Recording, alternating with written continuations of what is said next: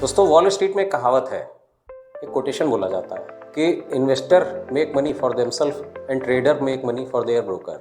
यानी कि जो ट्रेडर होते हैं वो ब्रोकर के लिए काम करते हैं, वो ब्रोकर के लिए पैसा अर्न करते हैं। क्यों? क्योंकि जब ट्रेड आप करते हैं तो कुछ कमीशन ब्रोकर को जाता है, कुछ सरकार को टैक्स की फॉर्म में जाता है। फिर आप जब ट्रेड अगेन एग्जीक्यूट करते हैं तो फिर सेम ऐसा प्रोसेस होता है।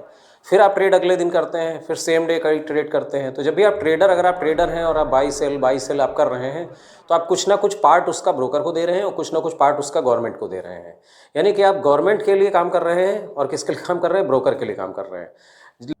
लेकिन जो इन्वेस्टर होता है वो एक बार शेयर खरीदता है, रख लेता है और फिर वो एक लंबे टाइम तक उसको होल्ड करता है और फिर उसके बाद में सेल करता है। 1 साल, 2 साल, 3 साल, 4 साल, 10 साल, 20 साल तक लोग रखते हैं। तो वहाँ पे जब वो खरीदते हैं तब वो ब्रोकर को कुछ कमीशन देते हैं और फिर 10 साल बाद जब सेल करते हैं तो ब्रोकर को कुछ कमीशन देते हैं। तो वो अपने लिए पैसा अर्न करते हैं।